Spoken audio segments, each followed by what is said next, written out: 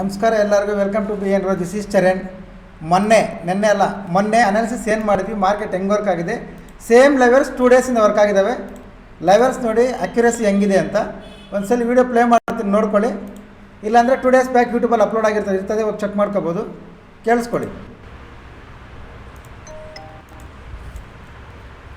ಇದ್ರ ಮೇಲೆ CE ITM, ಇದ್ರ ಕೆಳಗಡೆ PE OTM. ಓಕೆ, ಇದರೊಳಗಡೆ ಮಾರ್ಕೆಟ್ ಓಪನ್ ಆಗಬೇಕು. ಇದು ನಿಫ್ಟಿ ಲೆವೆಲ್ಸ್. ಇವಾಗ ಬ್ಯಾಂಕ್ ನಿಫ್ಟಿ ಇನ್ನೂ ಅದ್ಭುತ ಇದೆ, ನಿಮಗೆ ತುಂಬ ಕ್ಲಿಯರಾಗಿ ಹೇಳಿರ್ತೀನಿ. ಒನ್ಸ್ ನಮ್ಮ ಸಪೋರ್ಟ್ ಬ್ರೇಕ್ ಆದರೆ ಏನಾಗುತ್ತೆ, ಇಟ್ಸ್ ರೆಸಿಸ್ಟೆನ್ಸ್. ನಮ್ಮ ಗ್ಯಾಪ್ ಡೌನ್ ಓಪನ್ ಆಯಿತು, ನಮ್ಮ ಸಪೋರ್ಟ್ ರೆಸಿಸ್ಟೆನ್ಸ್ ಆಗೋಯ್ತು. ಅದು ನಾನು ಬೆಳಗ್ಗೆನೇ ಹೇಳಿದೆ, ಇದಕ್ಕೆ ಲಿಕ್ವಿಡಿಟಿ ಬೇಕು ಬ್ರೇಕ್ ಆಗೋಕ್ಕೆ, ಮಾರ್ಕೆಟ್ ಫೈಟ್ ಮಾಡುತ್ತೆ ಇಲ್ಲಿ ಅಂತ. ಫೈಟ್ ಮಾಡ್ಕೊಂಡಿತ್ತು. ಅದಾದಮೇಲೆ ಈ ಮೂಮೆಂಟ್ನ ಪೂರ್ತಿ ನಾವು ಕ್ಯಾಪ್ಚರ್ ಮಾಡಿದ್ವಿ. ಇದು ಬ್ರೇಕ್ ಆದಮೇಲೆ ಎಲ್ಲ ಇಲ್ಲಿಂದನೇ ಕ್ಯಾಪ್ಚರ್ ಮಾಡಿದ್ವಿ. ಇದು ಓಕೆ, ಇದು ಕ್ಯಾಪ್ಚರ್ ಮಾಡಿದ್ವಾ, ಲೈವಲ್ಲಿ ಡ್ರಾಯಿಂಗ್ ಎಲ್ಲ ಬರ್ತಿದ್ವಾ, ವರ್ಕ್ ಆಯ್ತಾ ಇಲ್ಲ ಅಂತ ಟೆಲಿಗ್ರಾಮಿಂದ ಜಾಯ್ನ್ ಆಗಿದ್ರಲ್ವ, ನೀವೆಲ್ಲ ಕಾಮೆಂಟ್ ಮಾಡಿ. ಬರ್ತಿದ್ರೆ ಮಾಡಿದ್ದೀವಿ ಅಂತ, ಇಲ್ಲ ಅಂದರೆ ಇಲ್ಲ ಅಂತ ನೋಡೋಣ. ಈಗ ನಾಳೆ ಏನು ಮಾಡಬೇಕು, this is our levels working, perfect levels working. Okay, ಈಗ ನಾಳೆ ಏನು ಮಾಡಬೇಕು, ಇದು ಇಲ್ಲಿಗೆ ಬರುತ್ತೆ. ಇವತ್ತು ನಮ್ಮ ಆರೋಗ್ಯ ಡಿಲೀಟ್ ಮಾಡ್ತೀನಿ. ಸೇಮ್ ಇದ್ರ ಹೈಗೆ ಒಂದು ಏನು ಹಾಕ್ಕೊಳ್ಳಿ, ಹೈ ಕ್ರಾಸ್ ಆದರೆ ಬೈಯಿಂಗ್, ಈ ಫ್ಲಾಗ್ ಲೋ ಬ್ರೇಕ್ ಆದರೆ ಸೆಲ್ಲಿಂಗ್.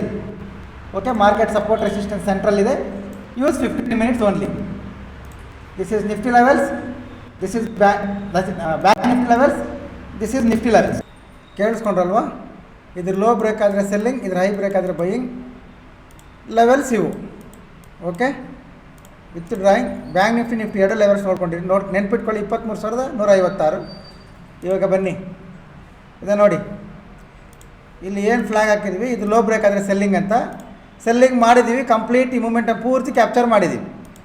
ಕಂಪ್ಲೀಟ್ ನಮ್ಮ ಸಪೋರ್ಟ್ವರೆಗೂ ಬಂದು ನೀವು ಜೂಮ್ ಮಾಡಿ ಚೆಕ್ ಮಾಡ್ಕೊಳ್ಳಿ. 23,156 ಅಲ್ಲಿಗೆ ಬಂದ ಮೇಲೆ ಮತ್ತೆ ಮಾರ್ಕೆಟ್ ಬೌನ್ಸ್ ಆಗಿದೆ ನೋಡಿ. ಈ ಥರ ಲೆವೆಲ್ಸ್ ವರ್ಕ್ ಆಗಿದ್ದಾವೆ. This is our levels accuracy. ಇವತ್ತು ಕೂಡ ಸೇಮ್ ಲೆವೆಲ್ಸ್ ಹೆಂಗೆ ವರ್ಕ್ ಆಗಿದ್ದಾವೆ ನೋಡಿ. ಓಕೆ, ನೀವು ಬೇಕಾದರೆ ಜೂಮ್ ಮಾಡಿ ಚೆಕ್ ಮಾಡ್ಕೊಳ್ಳಿ, ನೋ ಪ್ರಾಬ್ಲಮ್. ಎಷ್ಟು ಪಾಸಿಬಲ್ ಆಗುತ್ತೋ ಅಷ್ಟು ಮಾಡಿ ಚೆಕ್ ಮಾಡಿ. ಈ ಥರ ವರ್ಕ್ ಆಗಿದೆ ನಮ್ಮ ಲೆವೆಲ್ಸ್. ಇದು ನಿಫ್ಟಿಲಿ, ಬ್ಯಾಂಕ್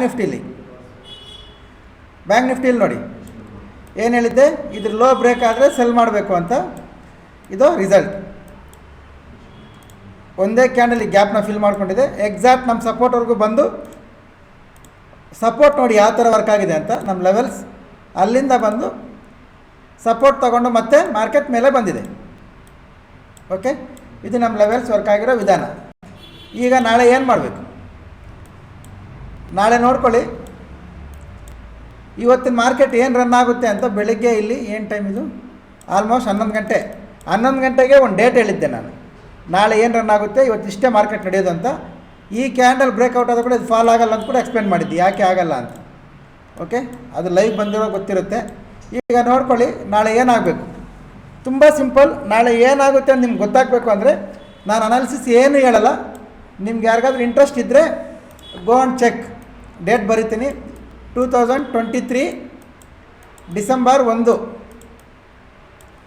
ಹೋಗಿ ಚೆಕ್ ಮಾಡಿ ಏನಾಗಿದೆ ಅಂತ. ನಾಳೆ market same date 2023 December 4. December 1ನೇ ತಾರೀಕು ಇದು ಮಾರ್ಕೆಟ್. 4ನೇ ತಾರೀಕು ಮಾರ್ಕೆಟ್ ನೋಡಿದ್ರೆ ನಾಳೆ ಏನಾಗುತ್ತೆ ಅನ್ನೋ ಮಾರ್ಕೆಟ್ ಕ್ಲಾರಿಟಿ ಬರುತ್ತೆ.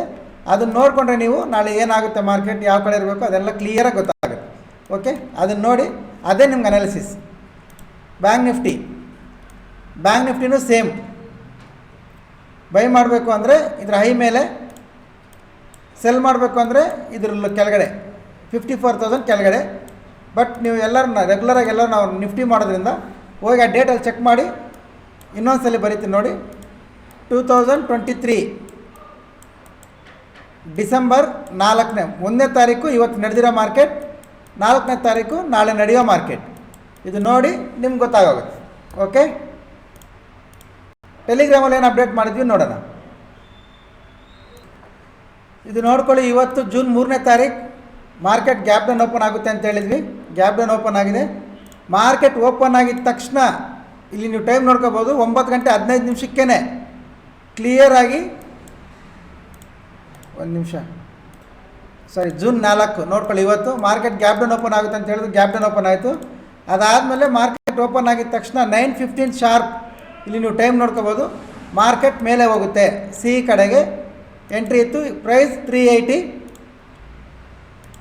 ಮಾರ್ಕೆಟ್ ಹೋದ್ಮೇಲೆ ಕ್ಯಾಂಡಲ್ ನೋಡಿ ಅನಾಲಿಸಿಸ್ ಮಾಡಿ ಮಾಡ್ತಿಲ್ಲ, ಬಿಫೋರ್ ಮಾರ್ಕೆಟ್ ಈ ಕಡೆಗೆ ಹೋಗುತ್ತೆ ಅಂತ. ಅದು 1:4 1:5 ಹೋಗಿದೆ. ಅದರಲ್ಲಿ ಒಂದು ಪೋಲಿಂಗ್ ಇಟ್ಟಿದ್ದೆ, ಇಲ್ಲಿ ನೋಡಿ 100%ಗೆ ಇಷ್ಟು ಓಟ್ ಬಂದಿದ್ದಾವೆ, ನೋಗೆ ಒಂದು ಬಂದಿಲ್ಲ. ಇಲ್ಲೊಂದು ಓಟ್ ಹಾಕಿದ್ದೀನಿ, ಅದು ನಾನೇ, ಐ ನೋ ಮಾರ್ಕೆಟ್ ಅಂತ, ಅದು ನಾನೇ. ಇನ್ನು ಉಳಿದವರೆಲ್ಲ ಇಂಟ್ರೆಸ್ಟೆಡ್ ಇದ್ದೀವಿ ಅಂತ ಹಾಕಿದ್ದಾರೆ. ಓಕೆ, ಅದರಲ್ಲಿ ಬಂದಿರೋ ಪ್ರಾಫಿಟ್ ಟ್ರೇಡ್ ಮಾಡೋರಿಗೆ